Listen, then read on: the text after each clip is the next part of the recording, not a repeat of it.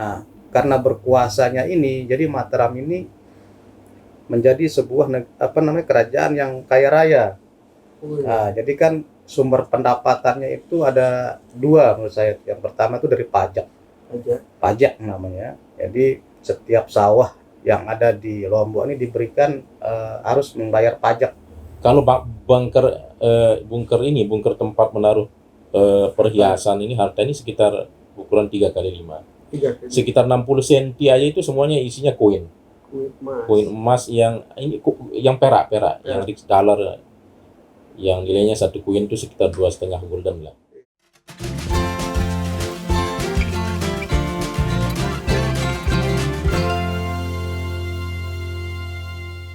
Halo, assalamualaikum warahmatullahi wabarakatuh, Tribuners. Jumpa lagi dengan saya, Sirtu Pilaili, jurnalis tribunlombok.com di acara Bincang Tribun.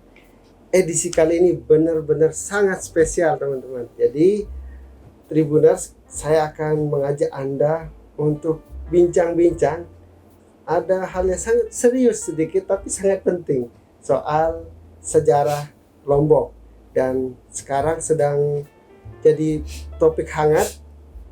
Ada harta karun kerajaan di Lombok akan dikembalikan oleh pemerintah Belanda saat ini.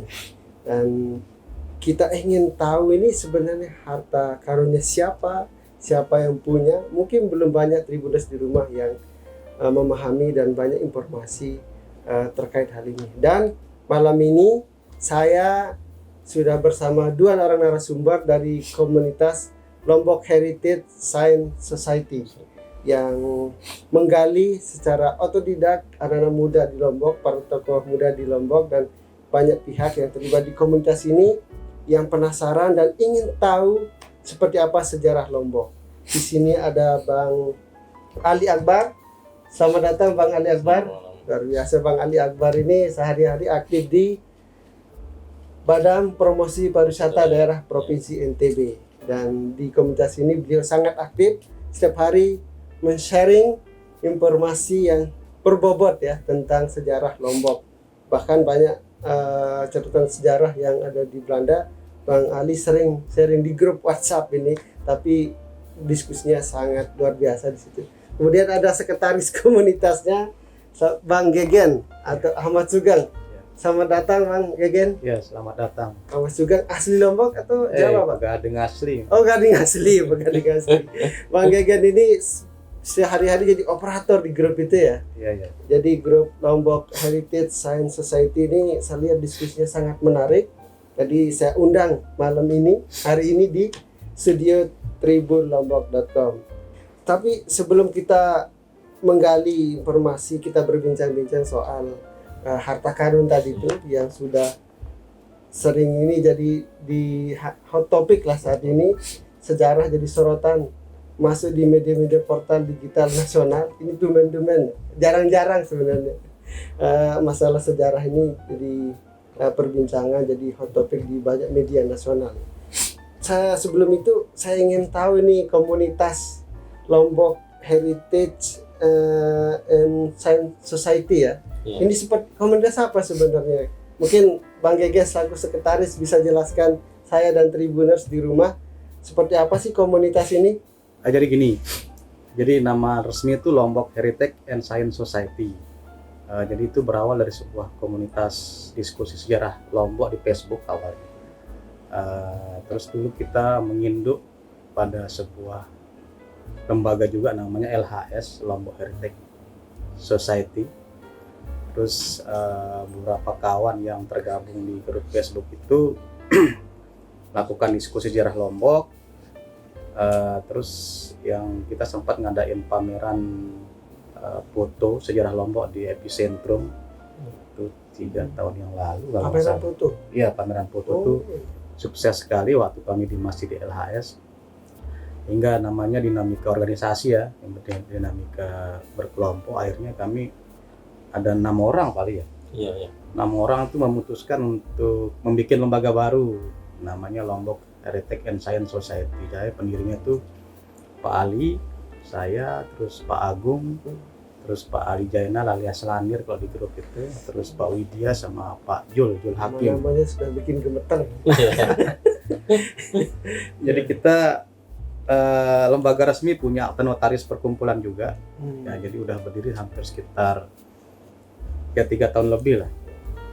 Acara kami sih kebanyakan diskusi sejarah Lombok sama beberapa kegiatan seperti pameran foto. Oh, lembaga resmi. Lembaga resmi. Kita bukan punya sekedar grup WhatsApp biasa. kita punya akta notaris. Punya akta notaris. Punya akta notaris perkumpulan. Jadi kegiatan sama outputnya apa itu? Kegiatannya itu lebih banyak ke edukasi sejarah Lombok, ke masyarakat, ke layak rame ya. Salah satu caranya adalah dengan mengadakan pameran foto. Jadi kami kemarin hari 2 tahun yang lalu ke setahun yang lalu ya, kami ngadain pameran foto di museum sama heritage tour. Jadi kami pakai bis yang warna merah. Kalau Paknya pernah lihat bis yang warna merah yang di punya perhubungan yang sisinya itu kebuka tuh Pak. Ya. Nah, itu kami yang ngadain tuh. Oh iya. Ya, jadi seperti itu sih. Sejak tahun berapa itu? 2002. 2002. Kalau pamerannya 2001, pameran 2002 Heritage Tour. 2022 Kemarin. ya pameran sama Heritage Tour. Iya.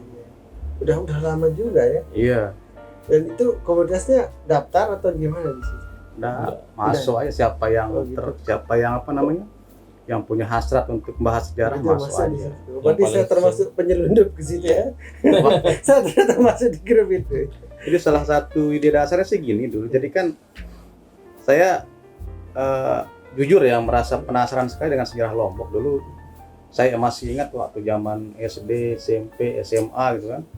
Ketika belajar sejarah itu, guru-guru sejarah itu selalu kalau kita membahas itu kan kalau dari pulau paling barat, Sumatera, Jawa, Bali ya, Lombok, Sumbawa. Biasanya kan mulai dari Samudra Pasai, terus kerajaan Lampung, terus kerajaan Sunda, kerajaan Jawa, terus kerajaan Bali. Nah, biasanya kalau udah dari Bali itu lompatnya ke Sulawesi.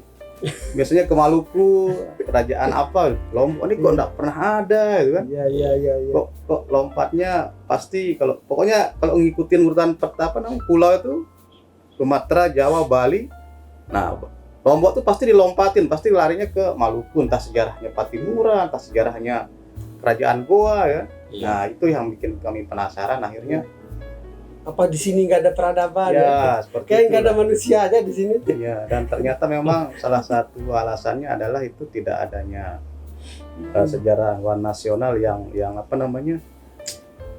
punya energi besar untuk menggali sejarah Lombok ini karena keterbatasan data. Ternyata di Belanda sana, di Leiden sana itu data Lombok itu sangat banyak. Ternyata di dokumentasi saya aja yang berbicara tentang Lombok itu yang berbahasa asing yaitu hampir sekitar 200-an ternyata. 200 ya? Yaitu berbahasa asing.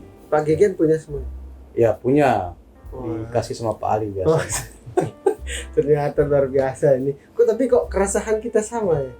Saya mengalami ketika gali sejarah Lombok, bahkan cari babat-babat itu tidak ada referensi rujukan yang jelas tentang sejarah Lombok ini.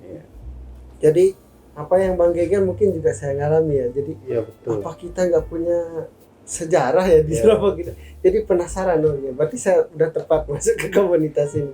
Jadi memang banyak ilmu Tribuners di sini. Tapi siapa sekarang yang jadi anggota grup ini?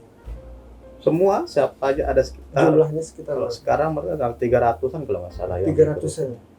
Sama yang ikut kegiatan ya kayak Heritage kemarin ya. Ekskursi yang kemarin tuh yang paling ada 10-15. Tapi paling tidak inilah dari komunitas ya, ini kita bisa menyebarkan hal-hal baru. Jadi orang yang sebelumnya nggak tahu jadi tahu. Kalau goalnya apa sih sebenarnya mau ada komunitas? Yang mau dicapai apa sih? Hanya sekedar komunitas, share atau diskusi itu apa sih? Paling mungkin bisa. Yang paling penting di antara semua itu sebenarnya adalah ini belajar bersama ya, proses edukasi. Artinya kita punya hasanah sejarah yang luar biasa. Artinya tidak hanya selama ini kan yang kita baca kan Sumatera dan Jawa. Iya. ternyata sejarah perlawanan kita terhadap kolonial juga sangat nyata. Sumber-sumbernya, rujukannya juga luar biasa. Artinya beberapa tahun saya ikut menelusuri dan mengkaji diskusi di grup sejarah itu, selama ini kan sumbernya babat kita. Saya selalu berpikir ada nggak sumber-sumber Eropa yang bisa disandingkan dengan sumber-sumber lokal kita. Nah, ketika ketemu sama komunitas seperti Lombok Heritage, saya akhirnya banyak mendapatkan referensi dari Eropa maupun di tulisan-tulisan yang di Asia lainnya. Itu ternyata babat itu banyak yang bersesuaian dengan sumber-sumber itu. Artinya secara ilmiah sebenarnya sejarah kita itu luar biasa sekali. Luar biasa ya. Makanya Lombok Heritage itu sebenarnya artinya mengumpulkan teman-teman yang mencintai sejarahnya. Untuk mari bersama-sama kita belajar itu. Jadi ini profesor semua isinya grup ini atau di grup itu ada semua, atau... ya, ada ini macam sekali, ada sejarawan, ada dosen, ada pedagang, ada komunitas, banyak sekali. Artinya jurnalis juga, gitu kan, artinya banyak lah ya, dari berbagai macam latar belakang gitu. Artinya saya lihat potensi teman-teman, bahkan seperti Pak Gegen belum banyak menulis tentang sejarah yang kalau kita lihat artikelnya udah sangat luar biasa sekali. Iya, dan ini bisa jadi buku penulis sejarah ya. Karena buku-buku yang beredar di dunia pendidikan yang di sekolah-sekolah itu memang perlu diberikan kajian-kajian pustaka yang lebih kaya lagi gitu. Jadi benar-benar kita belajar otodidak kayak bahasa Bang Gegen tadi itu. Otodidak soal sejarah di komunitas ini ya. Tapi ada misalnya kan biasanya harus ada ahli, itu harus ada sejarawan itu gimana? Memang yang paling sejarah kita ini kan yang paling titik puncaknya itu 1894 ya, artinya di sana kita menemukan banyak sumber tentang itu, hampir sekitar puluhan buku yang membahas tentang perang 1894. Jadi di komunitas-komunitas lain juga seperti itu, mereka juga punya sumber yang luar biasa, tapi setidaknya Lombok Heritage ini bisa menemukan unsur-unsur baru, artinya banyak hal. Karena kalau kita menggunakan sejarah lokal misal, seolah-olah bahwa seperti perang 1894 misal, seolah-olah itu cuma kejadian biasa yang pemicunya kesalahpahaman gitu kan, tapi ternyata itu suatu hal yang direncanakan. Artinya ada latihannya, ada strateginya, ada caranya, sehingga kejadiannya sangat luar biasa. Jenderal Belanda Van Ham bisa tewas. Masih kurang kelompok ini hadir untuk menjawab keresahan dan kehausan itu. Iya, ada banyak yang harus digali. Itu mulai dari proses penyebaran Islam atau era sebelumnya seperti Majapahit gitu kan. Kemudian era Selaparang itu kan Pejanji, maupun pengaruh dari Makassar maupun Sumbawa. Artinya, dan itu referensinya sangat banyak sekali. Tinggal kemauan teman-teman untuk menggali dan bersabar dengan proses itu. Saya yakin kita punya banyak ahli lah di sana. Ada beberapa dosen dari UIN juga kan, teman-teman penulis juga banyak yang bisa kita mencari sumber dari mereka juga. Kalau bicara sejarah ini kan sesuatu yang debatable ya. Sangat, ruang debat ini sangat panjang dan butuh riset gitu kan.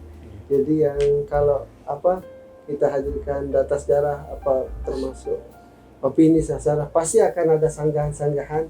Soalnya itu membuat kaya sebenarnya referensinya. Jadi gimana, apa tujuan ke depan ini yang komunitas ini yang ingin dilakukan lah? Komunitas ini harus dilestarikan, artinya ada banyak komunitas-komunitas sejarah seperti di daerah-daerah lain yang memang semuanya berawal dari dunia medsos. Medsos ya? Iya, ternyata orang biasa tertarik itu karena foto-foto lama awalnya. Iya, ternyata Cakra itu begini dulu gitu.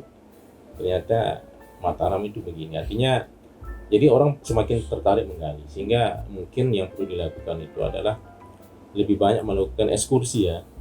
Artinya di antara semua hal yang kita lakukan itu, ekskursi itu yang sangat penting. Kita melacak dan mencari titik posisi tempat-tempat yang bersejarah. Misal cukup misal ada satu sekolah, misal berapa sekolah diajak perwakilan gitu kan, mereka ikut berkegiatan berekskursi atau studi tour atau heritage tour gitu kan. Saya kira itu hal yang luar biasa, sangat mendidik sekali. Makanya harapan kami mungkin seperti dunia pendidikan perlu ya. ya, artinya perlu ini dikampanyekan untuk pengetahuan sejarah lokal kita. Tadi Bang Ali sebut sejarah Lombok ini sangat luar biasa. Bang Gegen tahu sejarah Lombok seperti apa, Bang? Jadi sejarah Lombok termasuk mungkin soal sekarang lagi ribut soal harta karun ini. Secara sekilas mungkin sejarah kerajaan-kerajaan di Lombok itu Bang Gegen gimana? Ya, jadi ini kan lagi rame Lombok Treasure ya, harta karun Lombok. Itu kalau Paknya pernah lihat ada bukunya itu khusus buku tentang harta karun, dan judul bukunya itu Lombok Treasure. Jadi harta karun Lombok. Jadi harta karun Lombok ini sebenarnya ini punyanya apa istilahnya, karena Kerajaan Mataram lah terakhir yang ada di Lombok ini. Jadi itu punyanya Kerajaan Mataram. Iya. Ya, jadi Kerajaan Mataram adalah sebuah kerajaan dari Terah Karangasem ya, yang berkuasa di Lombok itu sejak tahun 1838 ketika dia memenangkan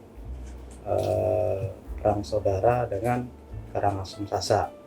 Walaupun cikal bakalnya itu sudah ada dari tahun 1692. Nah, sejak 1839 itu jadilah Mataram ini sebagai semacam apa ya, entitas yang menguasai Lombok ini secara penuh ya, walaupun mungkin ada yang dikasih otonom khusus kayak Batu Keliang sama Praia ya, tapi secara keseluruhan overall itu Mataram lah yang berkuasa di masa itu. Nah, karena berkuasanya ini, jadi Mataram ini menjadi sebuah kerajaan yang kaya raya. Nah, jadi kan sumber pendapatannya itu ada dua menurut saya. Yang pertama itu dari pajak namanya. Jadi setiap sawah yang ada di Lombok ini diberikan harus membayar pajak. Jadi kalau di Lombok Barat itu nanti saya dikoreksi itu sekitar 150 cekal padi per tenah. Per tenah itu sama dengan 3.175 meter persegi. Per tenah itu di Lombok Barat itu 150 cekal padi. Terus kalau di Lombok yang di Lombok Barat itu 200 cekal padi, kalau di Lombok Timur itu 150 cekal padi.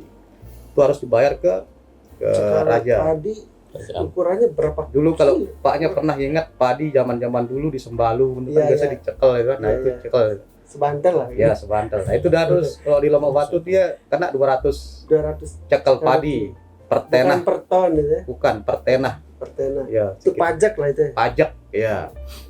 Karena Lombok Batu kan dianggap subur kan. Dibayar ke raja di Mataram. Ya, pertama itu dibayar ke Punggawa dulu, Anak Agung ya atau iya, Anak Agung. Kalau kita nyebutnya kan jenderal tuh Anak Agung. Pertama dibayar ke Punggawa dulu. Jadi setiap daerah tuh dia punya Punggawa yang berkuasa. Dibayar ke Punggawa nyetor ke Mataram ke ini ya. Itu yang pertama pajak. Terus yang kedua itu dari Pelabuhan Ampenan. Jadi Pelabuhan Ampenan ini betul-betul sebagai sumber pendapatan Raja Mataram yang sangat besar. Jadi siapapun yang berdagang, siapapun yang menjadi bandar di Ampenan, dia harus seizin raja. Harus ada surat dari seizin raja. Nah, izin usaha lah. Izin usaha. Dan mereka tuh harus menyetor sewa namanya. Itu Said Abdullah itu kalau di bukunya Gede Parimarta itu kalau tidak salah itu sekitar per tahun tuh dia membayar sekian gitu. Yeah. Belum lagi kapal-kapal yang singgah tuh kena bea cukai. Jadi barang-barang yang kena yang datang tuh kena bea cukai sama raja. Jadi pendapatan raja itu sangat-sangat besar. Kalau Keran tuh nyebut sekitar 13.000 Gulden berapa lah gitu. Kalau nggak singkat per tahun gitu. Itu angka yang sangat besar pada waktu itu, sampai menjadi Mataram ini jadi satu-satunya kerajaan di Nusantara pada masa itu abad 19 itu sebagai yang punya kapal perang. Ya, namanya Sri Tanjung sama Sri Cakra. Itu tahun berapa? Sri Mataram. Tahun 1890-an. 1890-an. Iya, 1890. Jadi sudah agak modern ya itu. Iya, sudah modern. Di kapalnya di Singapura. Nah, jadi harta kekayaannya itulah yang pada tahun 1894 pada bulan November tanggal 18 sampai 19 itu dijarah sama Belanda.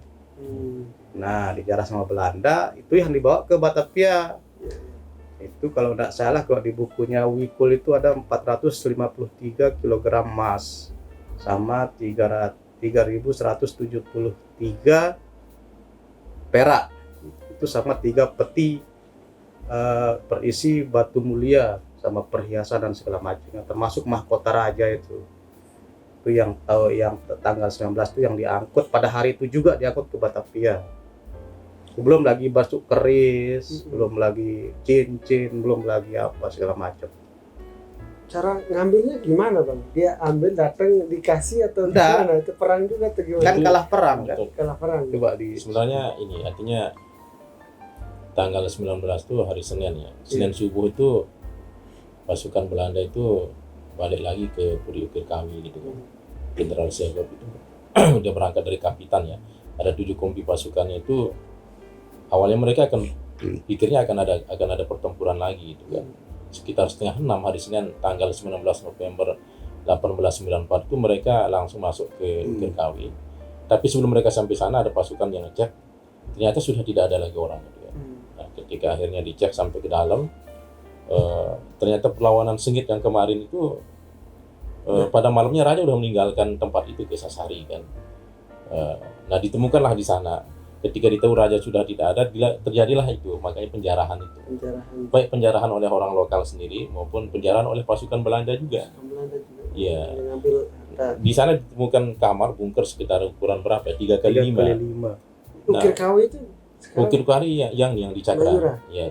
Sampingnya Mayura. Sekarang ada pertokoan kan di belakangnya ada pertokoan. Sekarang ada sekolah luar biasa di sana.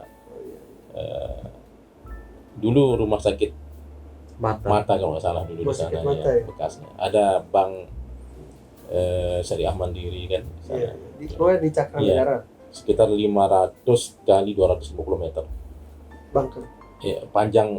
Ukir Kawi. Mulai dari Mayura ke timur sampai Pertamina itu. Kemudian 250 ke belakang. Kalau bunker tempat menaruh perhiasan ini harta ini sekitar ukuran 3 kali 5. Sekitar 60 cm aja itu semuanya isinya koin emas yang perak yang di dollar yang nilainya satu koin itu sekitar 2,5 gulden lah. Itu belum ada bank ya? Itu sekitar 60 cm itu isinya full semuanya koin tersebut. Kemudian di sebelahnya sedikit lagi itu ada keris, emas, benda pusaka, termasuk juga berlian yang 75 karat. Kalau berlian yang di Banjarmasin itu masih di jauh ini 75 karat, jauh lebih besar. Itu kaya biasa. Raja ini. Dan pengambilannya juga pakai kereta ke Ampenan, kemudian dari Ampenan dikirim ke Batavia, kemudian dari Batavia dikirim ke Belanda. Hampir sekitar 13 kali pengiriman. Sampai pengiriman yang terakhir itu nyampenya Februari tahun 1896. Itu pakai 75 peti. Itu di buku Lombok Ekspedisi di Wikul itu dicatat secara lebih jelas. Kalau sekarang kan kita lihat di data itu kan sekitar 230 kg emas, 7.000 perak dan beragam jenis benda-benda artefak yang lain. Ya. Apa namanya? Tembakau, cincin dan sebagainya. Kenapa disebut penjarahan itu? Karena memang ada yang cerita yang sangat menyedihkan di buku, salah satu buku itu disebutkan, misal kayak keris itu diambilnya di dada orang yang sudah tewas. Yang kedua kayak cincin ya, karena sulitnya dilepas dari pasukan punggawa Mataram yang tewas itu, jarinya itu dipotong, cincinnya diambil gitu. Artinya sama Belanda itu ditulis semua, dicatat semua itu artinya kisah-kisah itu. Termasuk juga artinya barang ini semuanya 1 bulan setelah penaklukan kerajaan Mataram itu di Jawa sana itu semua barang-barang benda Lombok itu banyak diperjualbelikan. Di Semarang, di Malang maupun di Batavia itu banyak diperjualbelikan sama tentara-tentara kolonial pada masa itu. Tapi sebagian besar diangkut ke Belanda. Ini semacam harta rampasan perang atau ya, betul. apa ya? Jadi kita berbicara harta ini kita juga tidak lepas berbicara ketika Perang Lombok 1894. Kan Perang Lombok 1894 itu adalah perang yang terjadi antara Mataram dengan pemerintahan kolonial Belanda. Iya. Ya penyebabnya nanti coba diuraikan lagi. Itu kan artinya memang di bulan November itu Mataram kalah gitu loh. Jadi Mataram kalah karena kan di bulan Agustus itu kan Panham tewas. Nah tewasnya ini yang bikin Belanda sakit hati, jadi dia minta bantuan pasukan lagi ke Batavia. Itu bulan September datang lagi bantuan. Nah perang lagi itu bulan September, Oktober, November, itu 3 bulan itu perang. Pertama yang dihancurin itu Mataram yang di kantor gubernur yang sekarang. Setelah itu di bulan September, nah baru nanti setelah November, Oktober itu baru mulai diserang di Ukirkawi. Ya Ukirkawi Oktober sampai November. Terakhir itu ya tanggal 19 November itu yang bisa ditaklukkan Ukirkawi itu. Nah disitulah penjarahan besar-besaran terjadi. Ya memang kalau kita berbicara hukum perang itu harta rampasan perang gitu. Ya. Kenapa disebut itu? Karena memang begini, di buku itu juga disebut, karena di sumber itu kayak Narlombok, artinya memang ada. Kenapa ini disebut rampasan? Karena memang ada juga harta benda yang memang raja memberikan secara khusus kepada Batavia gitu. Ditulis di sana hadiah dari Raja Selaparang Karangasem. Mereka itu di sana disebutkan bahwa ini untuk hadiah kepada Gubernur Jenderal. Karena memang Raja tua, anak Agung Gede Ngurah itu sebenarnya bersahabat baik sama Batavia. Semenjak 1843 itu mereka sudah ada perjanjian. Itu loh. Puncaknya itu 1849 itu ketika perlawanan terhadap Kelungkung Karangasem di Bali itu, Kerajaan Mataram di Lombok itu banyak membantu kolonial gitu kan, kerjasama yang apik sekali sehingga mereka semacam ada perikatan perjanjian. Nah, ketika 1872 ketika raja terakhir ini dilantik sebagai raja, dia juga berkunjung ke Batavia memberikan hadiah juga buat. Contoh ditulis di sana bahwa piring emas ini ada piring emas yang ditempa dengan emas diberikan kepada Gubernur Jenderal yang ada di Batavia. Dan itu ada di koleksi yang sekarang itu. Artinya itu pemberian sah. Pemberian sah. Iya, sebagai hadiah. Nah, yang termasuk yang jarahan yang seperti yang hasil rampasan yang 1894 yang bulan November itu. Termasuk juga yang dirampas bulan September yang ketika penaklukan di Mataram ya. Itu prosesnya berarti memang melalui proses penguasaan ya. Iya, Sama ada yang pemberian juga ya. Tapi saya kembali penasaran tadi, seberapa kaya sebenarnya raja yang ada di Mataram ini sebenarnya Bang Ali? Itu dia kalau ukuran kita lah, mungkin ya Tribuners di rumah juga ini kita diskusi sejarah kan dan mudah juga dimengerti. Jadi mungkin ada analoginya, mungkin berapa kaya sih Raja Mataram yang ada di Lombok ini yang dulu yang dirampas hartanya oleh Belanda?